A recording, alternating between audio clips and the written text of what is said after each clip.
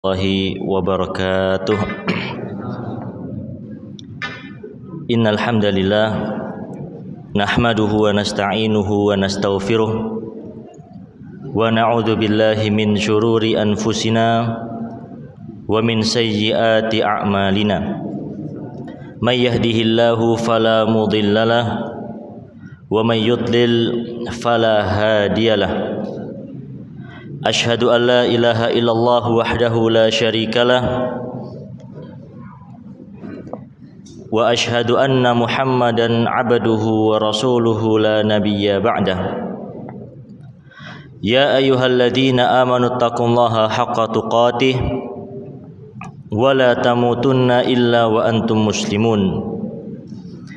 Ya ayyuhan nasu taqu rabbakumul ladzi khalaqakum min nafsin wahidah wa khalaqa minha zawjaha wa bassa minhuma rijalan katsiran wa nisaa'a wattaqullaha alladzi tasaaluna bihi wal arham innallaha kana 'alaikum raqiba.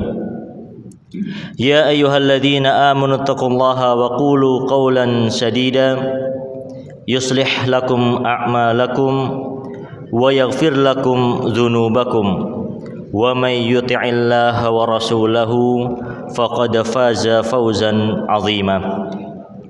Amma ba'd, fa inna asdaqal hadithi kitabullah wa khairal hadi hadi Muhammadin sallallahu alaihi wasallam wa syarral umuri muhdatsatuha wa kullu muhdatsatin bid'ah wa kullu bid'atin dhalalah wa kulla dhalalatin finnar. Ma'asyiral muslimin jamaah Masjid Ahmad Yani rahimani wa rahimakumullah. Pertama-tama marilah kita senantiasa ucapkan puji syukur kita kepada Allah Subhanahu wa taala atas limpahan nikmat, rahmat dan hidayah yang telah Allah berikan, Allah curahkan kepada kita semuanya. Maka Allah Subhanahu wa taala bisa memudahkan langkah kaki kita semua, Bapak, Ibu dan para ikhwah sekalian, untuk bisa menghadiri majelis di antara majelis ilmu. Kemudian salawat dan salam tetaplah terhaturkan kepada baginda kita Nabi Muhammad sallallahu alaihi wasallam, kepada para sahabatnya, keluarganya, serta orang-orang yang senantiasa mengikuti beliau dengan baik hingga hari kiamat kelak. Ma'asyiral muslimin, Bapak dan Ibu sekalian, para jamaah rahimani wa rahimakumullah. Insyaallah pada malam hari ini kita akan memulai suatu kajian dengan suatu kitab yang juga sudah banyak dibahas oleh para asatidzah, yang juga sudah sangat banyak disyarah, dijelaskan pula oleh para ulama, yaitu kitab apa, Pak? Kitabu Tauhid, yaitu kitab Tauhid ya. Dan Bapak Ibu sekalian, para jamaah rahimani wa rahimakumullah, yang perlu kita perhatikan di sini adalah walaupun kitab yang sudah ada di tengah-tengah kita semua ini merupakan kitab yang sudah sering dikaji di satu masjid ke masjid yang lainnya, dari satu ustadz ke ustadz yang lainnya. Namun ini bukan menunjukkan bahwasanya kita mencukupkan diri dari itu. Namun bukan bermakna kita harus mencukupkan diri dengan itu. Wong sudah banyak yang bahas ya di masjid lain, sudah banyak ustadz yang membahas ya. Bukan berarti kita sudah tidak perlu membahas materi ini ya, tidak ya. Karena perkara yang menyangkut hak Allah Subhanahu wa taala adalah perkara yang sangat agung ya. Kita bayangkan saja ya, suatu perkara yang menyangkut hak sesama makhluk ya, sesama manusia, sesama mukmin, sesama muslim, itu urusannya sangat besar. Maka bagaimana dengan perkara yang hubungannya menyangkut antara hak Allah dengan hambanya ya. Maka tentu ini adalah perkara yang terus untuk kita ulang-ulang ya. Perlu untuk terus kita murajaah. Walaupun kita sudah pernah mengkajinya ya, maka murajaah adalah perkara yang sangat pentingnya. Terkadang karena perkara tauhid ini Bapak Ibu sekalian ya, itu adalah perkara yang terkadang kita sering luput ya. Sudah belajar ya, namun terkadang dalam ucapan ya, dalam ungkapan, dalam tindak tanduk kita ya, masih terkadang sering ya, keperucut ya pada perkara-perkara yang sebenarnya melanggar dari tauhid itu sendiri ya. Maka inilah pentingnya yang namanya murajaah. Demikian pula dari masa ke masa ya, namanya manusia pasti silih berganti. Ada orang yang baru mendapatkan hidayah, ada orang yang baru mulai mau ke masjid ya, ada orang yang baru mulai mengenal kajian-kajian dakwah sunnah ya. Maka ini adalah materi yang tetap perlu untuk kita ulangi ya. Bayangkan Nabi SAW ya, di awal dakwahnya ya, beliau memulai dakwahnya dengan apa Pak? Dengan tauhid ya. Nabi SAW memulai dakwahnya dengan tauhid ya.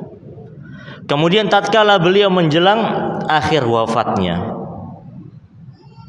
maka diriwayatkan dari hadis Aisyah radhiyallahu anha, Nabi SAW tetap mewanti-wanti umatnya mengenai perkara tauhid ini ya. Padahal ketika itu kaum muslimin sangat banyak, para sahabat sudah sangat banyak, bahkan kita pun tidak meragukan keimanan dari para sahabat. Namun di sisi lain Nabi SAW ya, tetap memperingatkan umatnya ya, di mana Nabi SAW memperingatkan ya, agar kaum muslimin, kaum mukminin janganlah menerima atau janganlah meniru sebagaimana kebiasaan orang-orang ahlul kitab ya. Ittakhadhu qubur anbiya'i masajida, karena mereka telah menjadikan kuburan-kuburan para nabi mereka seperti masjid-masjid ya, tempat untuk beribadah, tempat melaksanakan ibadah-ibadah. Maka di sini menunjukkan bahwasanya tauhid adalah perkara yang sangat penting ya. Baik itu kita sudah mengenal dakwah ini 1 tahun ya, 2 tahun ya, 5 tahun, 10 tahun, bahkan 20 tahun ya, tetap ini adalah perkara yang penting untuk kita kaji bersama. Kemudian ma'asyiral muslimin rahimani wa rahimakumullah, kitab yang ada di tengah-tengah kita ini adalah suatu kitab yang dikarang oleh seorang ulama yang bernama, siapa nama lengkapnya Pak? Ada yang tahu?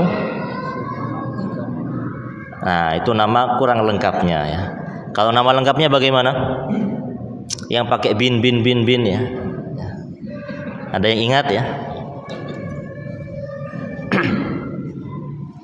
Nah, dijelaskan nama beliau. Nama lengkap beliau adalah Syekh Muhammad bin Abdul Wahhab bin Sulaiman At-Tamimi.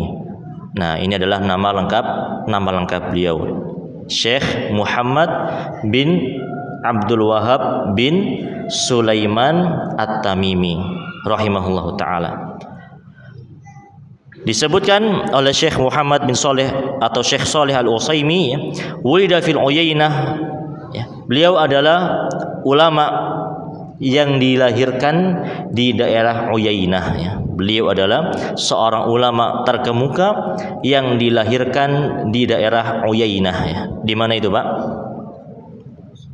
Saat ini di negara Saudi ya. Saat ini di negeri Saudi ya. Beliau lahir pada tahun 1105 Hijriah ya. Beliau lahir pada tahun 1115 Hijriah ya. Berarti berapa tahun yang lalu? 300 ya? Atau berapa? Sekitar 300 tahun yang lalu ya. Di antara guru kita dahulu ya, beliau memberikan resep ya, bagaimana cara mudah menghafal tahun lahirnya Syekh Muhammad bin Abdul Wahhab bin Sulaiman At-Tamimi ya. Beliau memberikan isyarat seperti ini. Nah, ini adalah tahun lahir dari Syekh Muhammad bin Abdul Wahhab bin Sulaiman At-Tamimi. Berarti tahun berapa ini Pak? 1115 ya. Tahun berapa berarti? 1115 15 Hijriah. Ini adalah tahun kelahiran beliau. Sedangkan beliau meninggal di tahun 1206 Hijriah ya. Beliau meninggal di tahun 1206 Hijriah ya. Kemudian dijelaskan oleh Syekh Abdul Latif Al-Syekh ya, termasuk di antara keturunan beliau, akhadhal fiqha an abihi kana qadiyan ya. Dahulu Syekh Muhammad At-Tamimi ini beliau mengambil ilmu fikih dari ayahnya ya. Jadi beliau mengambil ilmu fikih dari ayahnya, yang mana ayahnya beliau adalah seorang qadhi ketika itu di masanya ya. Qadhi itu di negeri kita apa Pak? Hakim ya, sebagai hakim ya dari pengadilan agama tentunya di sana ya, ketika di daerah Uyainah ketika itu ya. Beliau mengambil pelajaran ilmu fikih dari abinya, dari ayahnya yang dahulu adalah seorang qadhi, seorang hakim. Wihi Sulaiman bin Ali mufti Diyar An-Najdiyah fi waqtihi. Dan demikian pula Syekh Muhammad At-Tamimi ini beliau mengambil ilmu dari kakeknya. Siapa kakeknya tadi Pak? Sulaiman ya. Beliau mengambil ilmu dari kakeknya yang bernama Sulaiman bin Ali. Siapa kakeknya ini? Kakeknya adalah seorang mufti ya, ahli fatwa di daerah Najd ketika itu. Beliau adalah seorang mufti ya, dari negeri Najd ketika itu.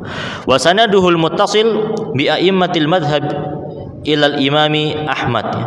Dan yang mana sanad keilmuan beliau ini ya, kalau dirunut ya, maka bisa bersambung sampai kepada Imam Ahmad bin Hanbal ya. Sanad keilmuan beliau ini kalau dirunut ke atas ya, maka bisa sampai ke Al-Imam Ahmad bin Hanbal rahimahullahu taala.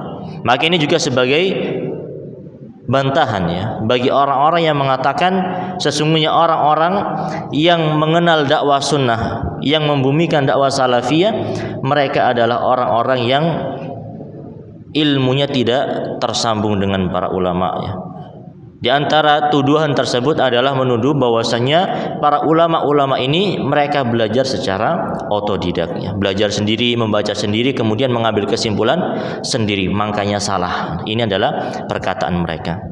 Padahal kalau kita melihat bagaimana dahulu ya, ayah dari Syekh Muhammad At-Tamimi ini beliau seorang qadhi ya, ahli agama tentunya. Kemudian kakeknya ya, beliau adalah seorang mufti. Yang ini saja menunjukkan bahwasannya keluarga beliau adalah keluarga dari para ulama, keluarga dari ahli ilmu. Maka bagaimana dikatakan bahwasannya beliau ini belajarnya otodidak, tidak memiliki guru. Kemudian wasami al-hadits an asy-Syekhil Haramaini fi waqtihi. Demikian pula Syekh Muhammad bin Abdul Wahhab bin Sulaiman bin Ali At-Tamimi rahimahullah, beliau mengambil beberapa jalur periwayatan ilmu hadis dari para masyayikh, dari para ulama di negeri Haramain. Haramain itu mana Pak?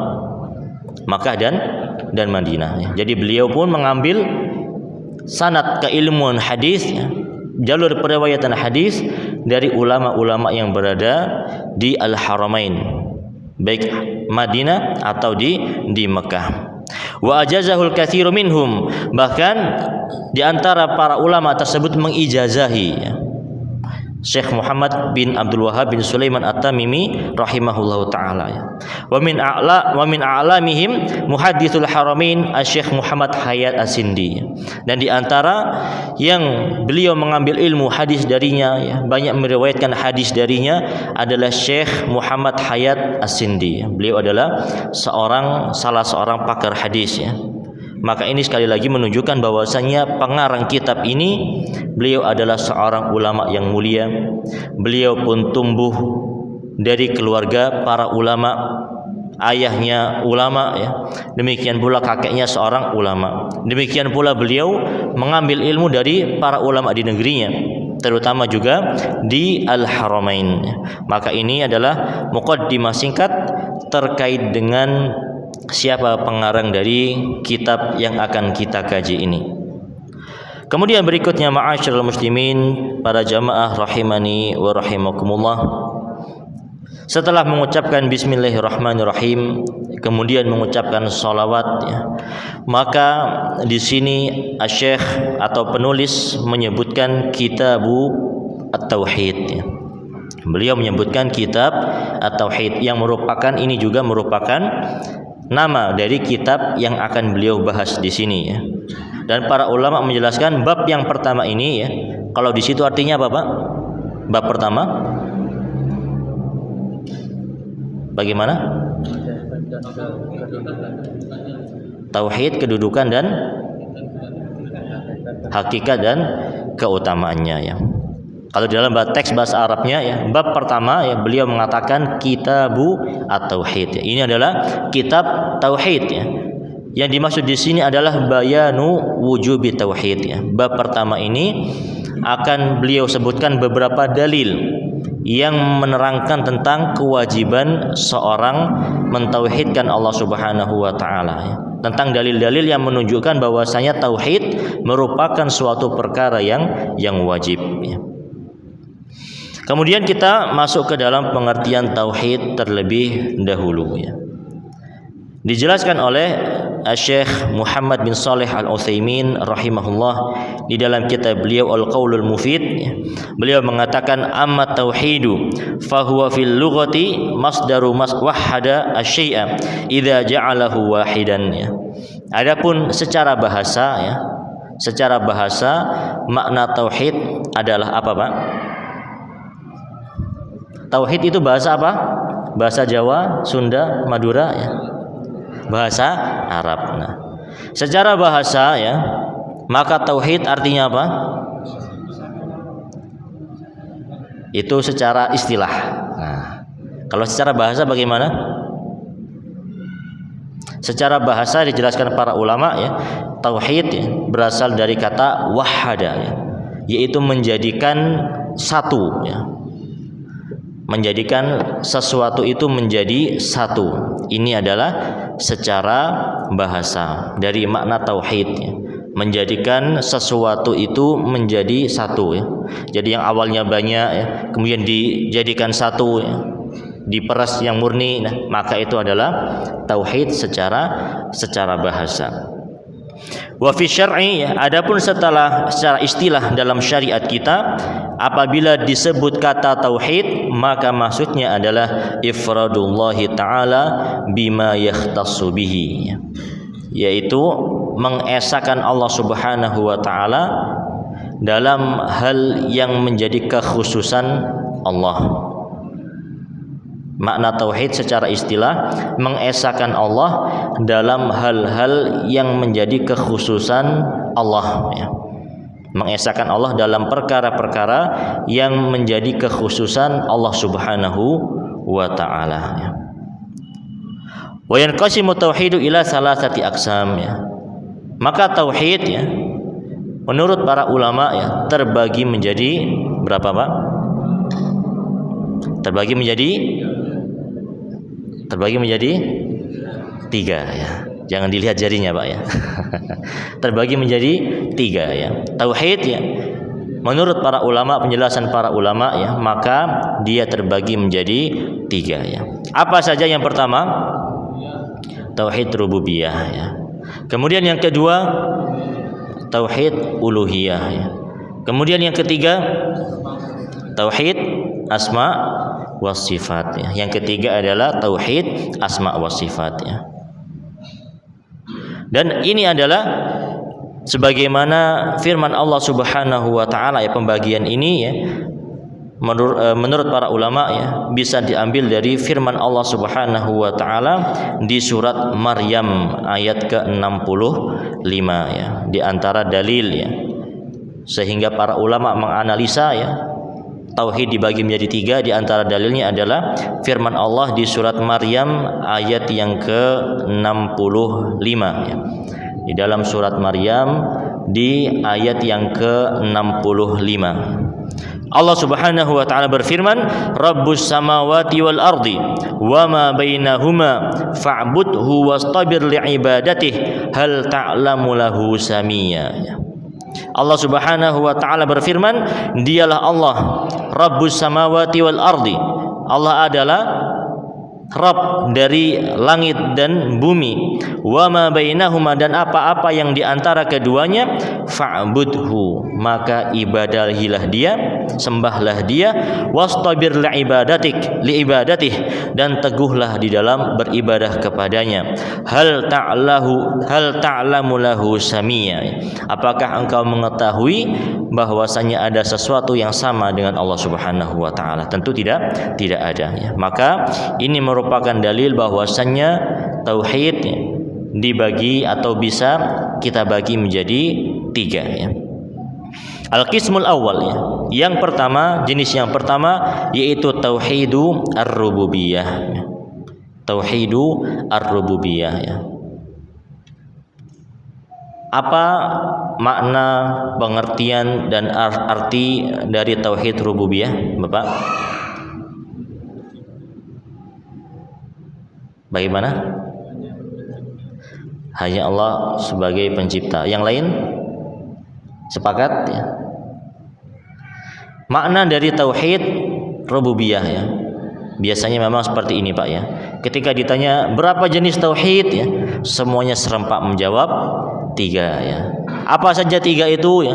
Tauhid rububiyah, tauhid uluhiyah, tauhid asma wa sifat. Masih lengkap yang jawabnya. Ketika ditanya apa makna tauhid rububiyah, nah mulai sepi yang jawab. Nah, tauhid rububiyah apa Pak? Yang bisa menjawab boleh pulang ya. Ya. Nanti ketika setelah Isya ya. Ya, makna tauhid rububiyah ya adalah ifradullah bil khalqi ifradullahi bil khalqi wal mulki wat tadbir ya. Yang dimaksud dengan tauhid adalah mengesahkan Allah dalam hal penciptaan, dalam hal merajai, menguasai, dan dalam perkara atau dalam hal mengatur alam semesta ini ya. Jadi yang dimaksud atau masuk ke dalam cakupan tauhid rububiyah tadi ada 3 ya. Mengesahkan Allah dalam hal penciptaan ya. Dalam hal apa tadi yang kedua? Dalam hal yang menguasai, merajai, dan yang ketiga yaitu mengesahkan Allah ya dalam hal bahwasanya Allah lah yang mengatur seluruh alam semesta ini ya. Dijelaskan di sini oleh Syekh Muhammad bin Shalih Al-Utsaimin, fa ifraduhu bil khalqi an yaqidal insanu annahu khaliqun annahu la khaliqa illallah ya.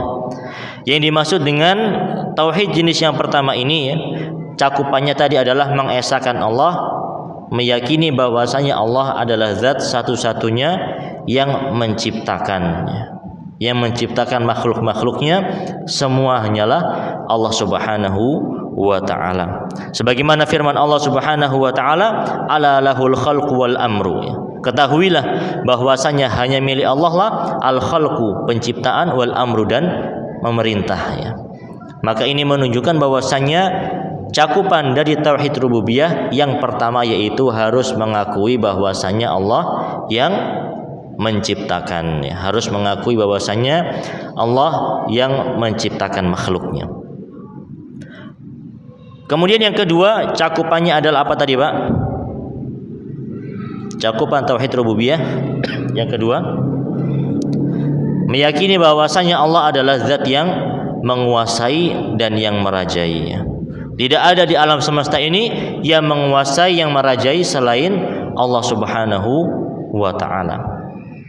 Hal ini tidak sebagaimana perkataan orang-orang musyrikin ya, yang mereka mengatakan ya Tuhan itu banyak ya, ada dewa A, dewa B, dewa C ya. Ada Tuhan kebaikan, ada Tuhan keburukan ya. Ada Tuhan cahaya, ada Tuhan kegelapan dan yang semisalnya. Masing-masing memiliki pengaturan ya, tidak ya. Tapi kaum mukminin, kaum muslimin, mereka meyakini bahwasanya Allah lah yang memiliki kerajaan ya. Allah lah yang menguasai alam semesta ini. Tidak ada yang menguasai yang lainnya. Tidak sebagaimana yang diyakini oleh orang-orang musyrikin ya. Ada Tuhan api, ada Tuhan air misalnya ya, dan yang semisalnya, yang mana saling menguasai satu sama lainnya. Yang Tuhan cahaya menguasai cahaya, yang Tuhan kegelapan menguasai kegelapannya. Tidak. Namun dalam agama kita, agama Islam ya, Allah Subhanahu wa taala adalah zat yang menguasai segala makhluk-makhluknya, seluruh alam semesta ini. Kemudian dijelaskan oleh beliau, fa an na'taqida annahu la yamlikul khalqa illa khaliquhum, yaitu dengan kita meyakini bahwasanya tidak ada yang memiliki, menguasai makhluk-makhluknya ini kecuali Sang Pencipta. Tidak ada yang menguasai, merajai makhluk-makhluknya ini kecuali Sang Pencipta. Sebagaimana firman Allah Subhanahu wa taala di surat Ali Imran ya, di ayat yang ke-189 ya. Di ayat yang ke-189 Allah Subhanahu wa taala berfirman, walillahi mulkus samawati wal ardi, dan milik Allah lah kerajaan yang ada di langit dan yang ada di bumi ini ya. Maka Allah Subhanahu wa taala adalah zat yang maha esa ya. Dari segi bahwasanya Allah adalah zat yang menguasai, tidak ada yang menguasai selain Allah Subhanahu wa taala. Maka kalau kita ditanya ya, Ustadz ya, kemudian lantas bagaimana dengan raja-raja yang ada di bumi ini ya? Mereka juga merajai, mereka juga menguasai ya. Apakah berarti sama dengan Allah? Sama atau tidak, Pak? Apa bedanya? Nah, kalau manusia ya, maka tentu kekuasaannya adalah sesuatu yang terbatas ya. Kapanpun bisa muncul kekuasaannya dan kapanpun bisa hilang. Sedangkan kekuasaan Allah Subhanahu wa taala adalah kekuasaan yang mutlak. Tidak ada yang di atas Allah ya. Semua adalah kekuasaan di bawah Allah Subhanahu wa taala. Kemudian kekuasaan Allah adalah kekuasaan yang mutlak ya. Tidak memiliki awal dan tidak memiliki akhirnya. Tidak sebagaimana kekuasaan manusia. Demikian pula pada poin pertama tadi ya. Di antara cakupan tauhid rububiyah adalah meyakini Allah adalah zat yang menciptakan ya. Kemudian kalau kita ditanya ya, lantas bagaimana dengan manusia-manusia yang membuat inovasi-inovasi baru, menciptakan perkara-perkara baru. Dahulu tidak ada mobil, kemudian ada mobil ya. Dahulu tidak ada mic ya, maka sekarang kajian bisa ada mic ya. Apa bedanya? Makhluk berarti bisa menciptakan ya. Dan Allah juga bisa menciptakan ya. Berarti apa bedanya, Pak? Bedanya apa? Dari segi bahannya ya. Bahannya beli di mana ya? Nah, kalau Allah Subhanahu wa taala mutlak benar-benar menciptakan ya. Dari yang sesuatu benar-benar tidak ada menjadi ada ya. Berbeda dengan makhluk, berbeda dengan manusia. Yang ibaratnya ya, secara hakikat tidaklah menciptakan ya, tapi lebih tepat dikatakan apa? Menemukan ya. Makanya dikatakan penemu HP ya, atau penemu lampu ya, dan yang semisalnya. Manusia ya, yang lebih tepat adalah dikatakan bahwasanya mereka ini hanya sekedar menemukannya. Adapun bahan-bahannya ya semua sudah ada ya. Semua Allah Subhanahu wa taala yang menciptakan. Ini adalah perbedaan ya, bagaimana ciptaan manusia dan ciptaan Allah Subhanahu wa taala. Kemudian yang ketiga ya, di antara cakupan tauhid rububiyah ya. Tadi kan ada 3, Pak ya. Yang pertama tadi apa? Meyakini Allah yang menciptakan ya, mutlak menciptakan. Kemudian yang kedua, meyakini Allah yang menguasai, yang merajai. Yang ketiga berarti apa? Meyakini Allah Subhanahu wa taala yang mengatur seluruh alam semesta ini ya. Yang ketiga yaitu seorang hamba meyakini bahwasanya Allah lah yang mengatur alam semesta ini. Allah Subhanahu wa taala, atau dijelaskan oleh Syekh Muhammad bin Shalih Al-Utsaimin ya, beliau mengatakan wa amma ifradullahi bitadbir, adapun mengesahkan Allah Subhanahu wa taala dalam perkara tadbir, mengatur alam semesta, fahuwa an ya'taqidal insanu annahu la mudabbira illallah wahdah ya. Yaitu seorang hamba, seorang manusia Dia meyakini bahwasannya tidak ada yang mengatur alam semesta ini kecuali Allah Subhanahu wa taala. Kama qala ta'ala, sebagaimana firman Allah Subhanahu wa taala di surat Yunus ayat yang ke-31. Sebagaimana firman Allah di dalam surat Yunus ayat yang ke-31. Allah Subhanahu wa taala berfirman, "Qul may yarzuqukum minas sama'i wal ardi, amman yamliku sam'a wal absara, wa may yukhrijul hayya minal mayyiti wa yukhrijul mayyita minal hayy, wa may yudabbirul amra, fasayaquluna Allah, faqul afala tattaqun." Allah Subhanahu wa taala berfirman, katakanlah wahai Muhammad, siapakah yang memberikan rizki dari langit dan bumi? Atau siapakah yang menguasai, yang memiliki pendengaran dan penglihatan? Atau siapakah yang mengeluarkan sesuatu yang hidup dari sesuatu yang mati, dan mengeluarkan sesuatu yang mati dari sesuatu yang hidup? Wa may yudabbirul amra, atau siapakah yang mengatur alam semesta ini, seluruh urusan ini? Fasayaqulunallah, maka mereka orang-orang musyrikin, mereka mengatakan bahwasanya yang mengatur ini semua adalah Allah Subhanahu wa taala. Faqul, maka katakanlah, afala tattaqun, tidakkah kalian bertakwa kepada Allah Subhanahu wa taala? Maka demikian pula jenis cakupan yang ketiga ini, Pak, ya. Manusia makhluk, ya, bisa mengatur atau tidak? Bisa mengatur? Manusia bisa mengatur, ya. Allah Subhanahu wa taala juga bisa mengatur, ya. Lantas apa perbedaan manusia bisa mengatur, Allah juga bisa mengatur? Bedanya di mana? Apa? Batasannya, ya. Sebagaimana yang tadi, bahwasanya manusia bisa mengatur, iya. Namun bagaimana manusia mengatur ini semuanya adalah sesuatu yang terbatas, ya. Polisi, ya, bisa mengatur lalu lintas, ya. Namun ketika polisi mengatur lalu lintas juga serba terbatas, ya. Masih ada 1, 2, 3 yang melanggar, ya. Demikian pula adalah perkara-perkara yang lainnya. Berbeda dengan Allah Subhanahu wa taala. Maka ketika Allah yang mengatur, ya, tentu di sana tidak akan ada sesuatu yang luput sedikit pun, ya. Tentu di sana tidak ada sesuatu yang luput sedikit pun. Semua sudah Allah Subhanahu wa taala takdirkan. Semua sudah Allah Subhanahu wa taala tetapkan, ya. Maka ini adalah perkara yang mana seorang mukmin, seorang muslim, ya, hendaknya beriman kepada perkara tersebut, yaitu bahwasanya Allah adalah zat yang Maha Esa dari segi penciptaan, dari segi, ya, penguasaan, atau dari segi pengaturannya. Kemudian jenis tauhid yang kedua, ya, yaitu tauhid apa, Pak?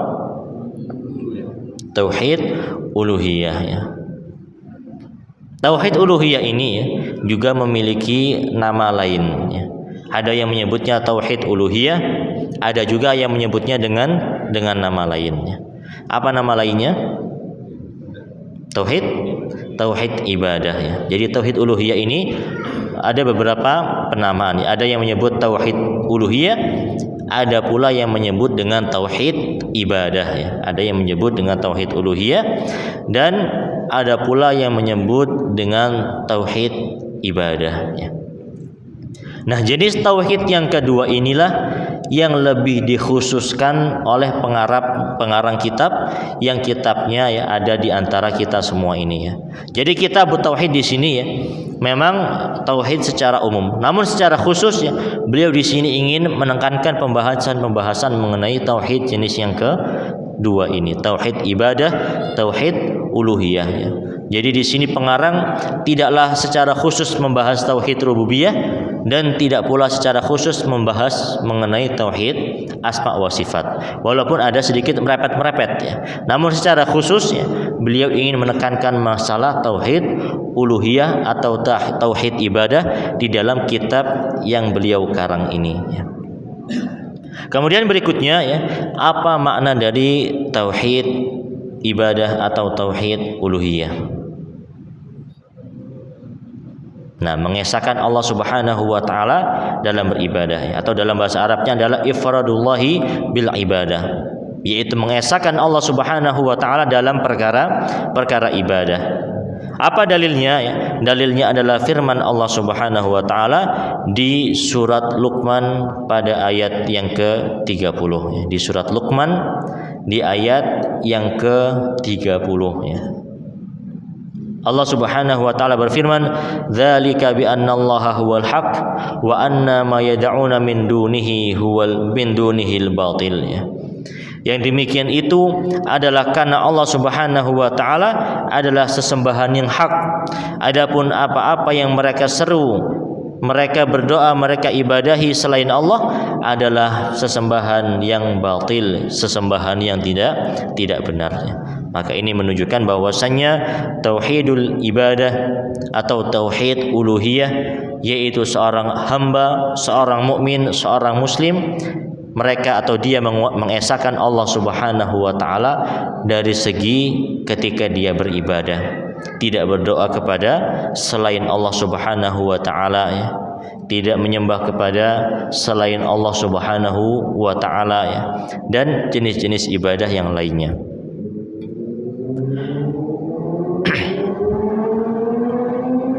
Kemudian dijelaskan oleh Syekh Muhammad bin Shalih Al-Utsaimin ya, fa ifradullah bi hadza tauhid an takuna 'abdan lillahi wahdah tufriduhu bi tadallul wa mahabbatan wa ta'ziman wa ta'buduhu bima syara'.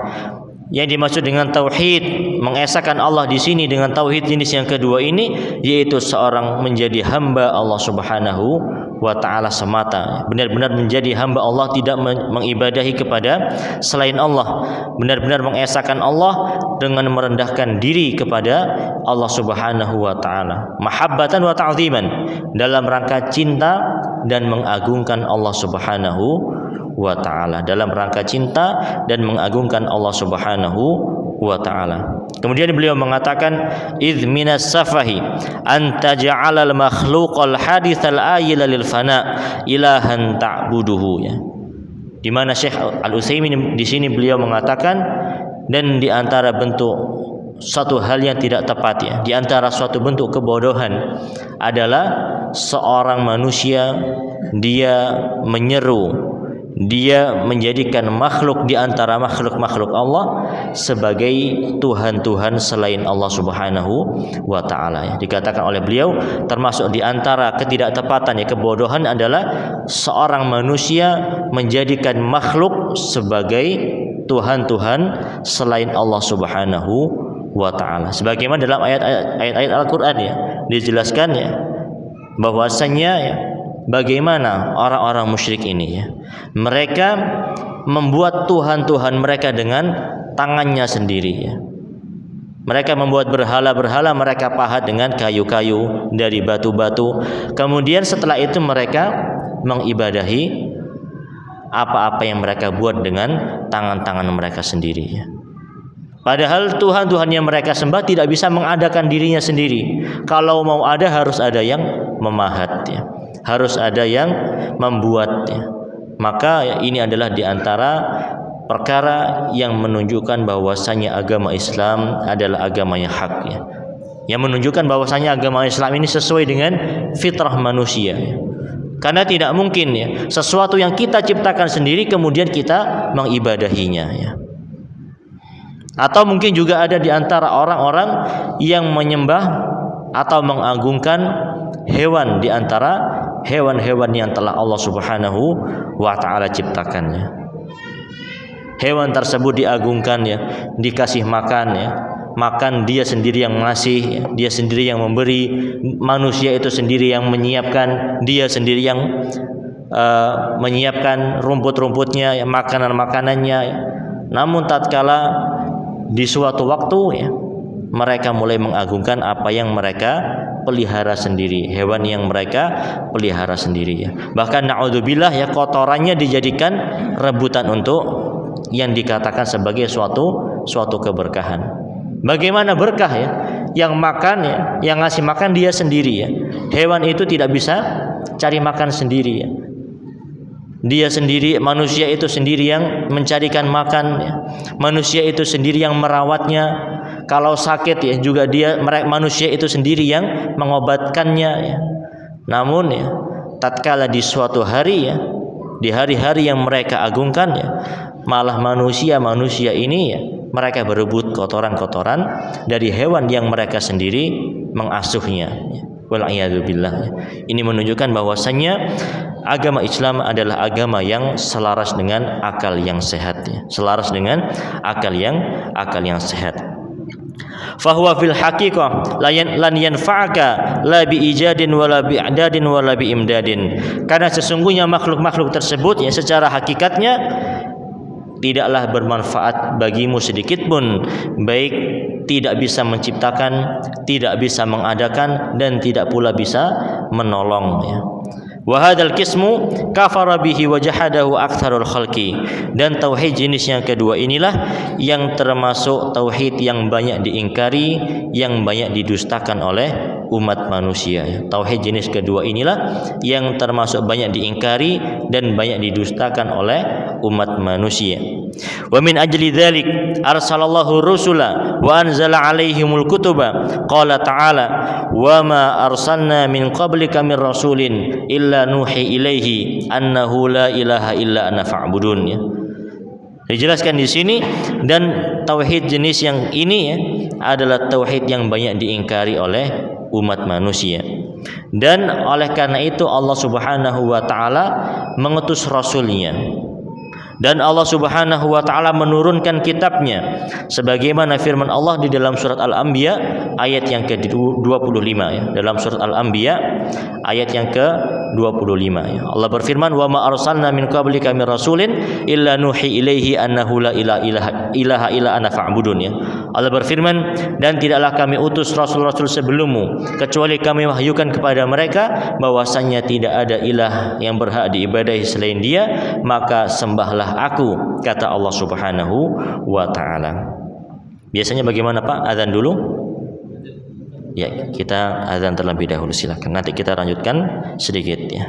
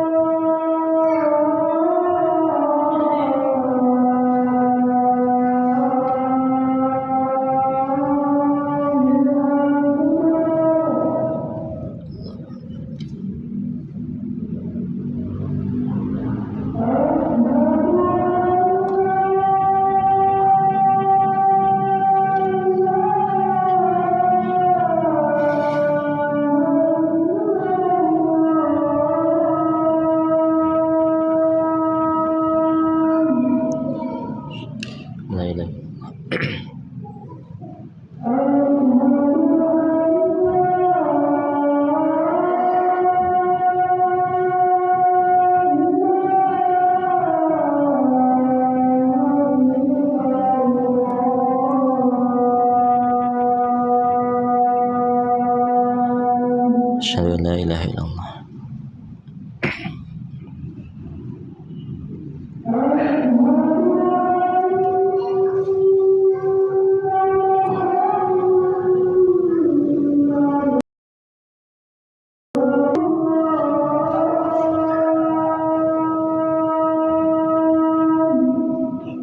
Asyhadu anna Muhammadar Rasulullah.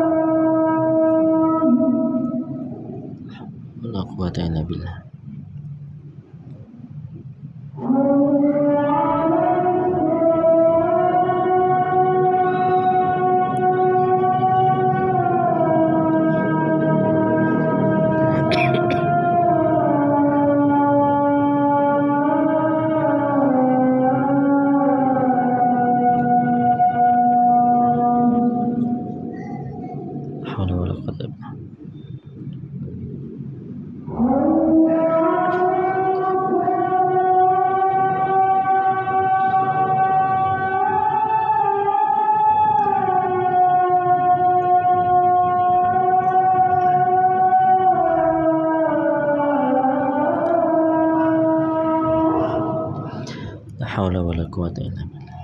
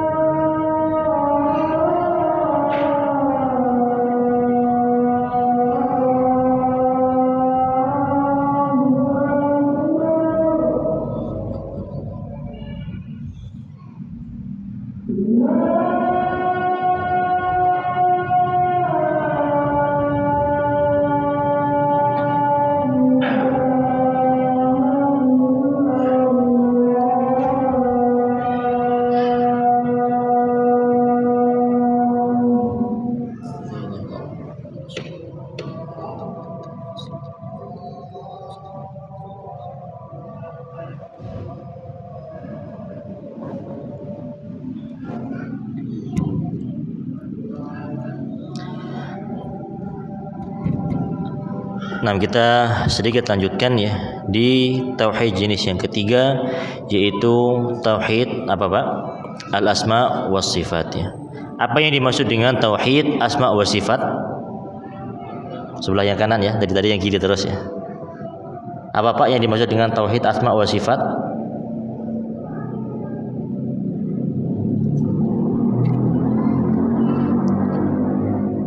Nah, dijelaskan di sini ya. Yang dimaksud dengan tauhid asma wa sifat adalah an nu'mina bima wasafallahu wa samma bihi nafsahu fi kitabihi wa ala lisani rasulih sallallahu alaihi wasallam min ghairi tahrifin wala ta'tilin wala takyifin wala tamtsilin.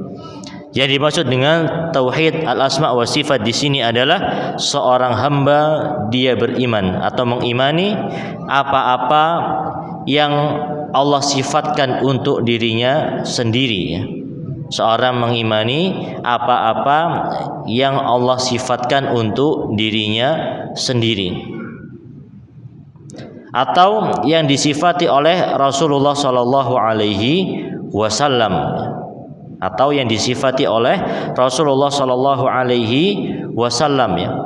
Min ghairi tahrifin wala ta'tilin wala takyifin wala tamtsilin ya. Tanpa seorang hamba menyelewengkan maknanya ya.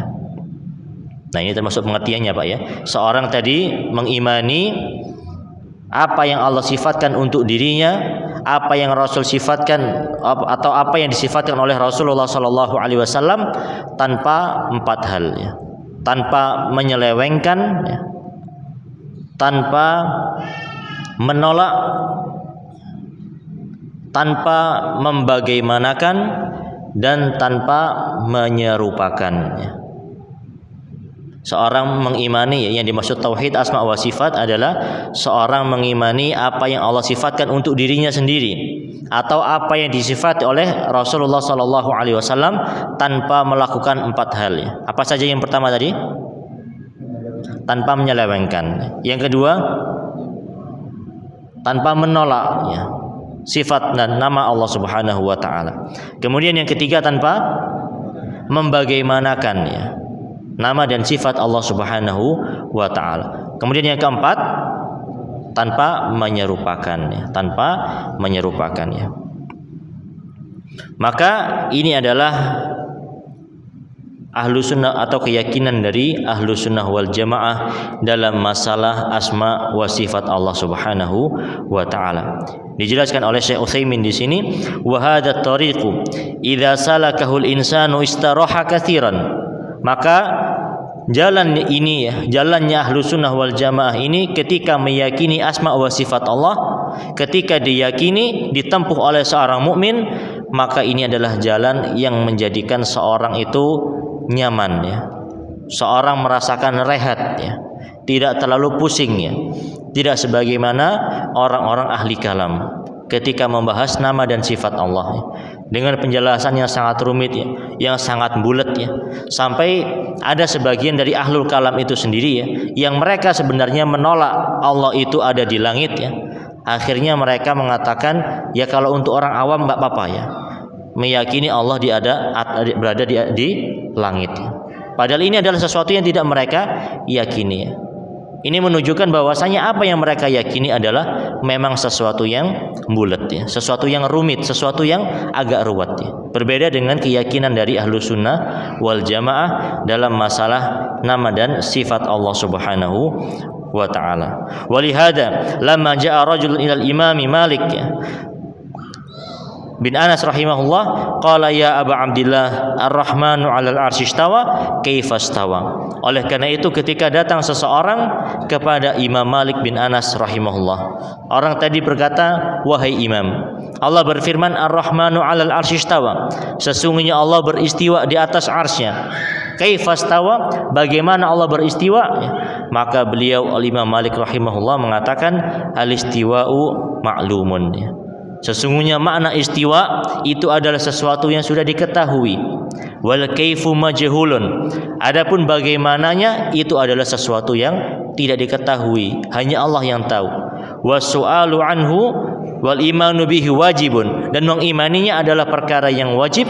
Wasu'alu anhu bid'atun, dan menanyakan perkara tersebut adalah perkara kebid'ahan, perkara yang tidak pernah ditanyakan oleh para sahabat dan para salafus saleh.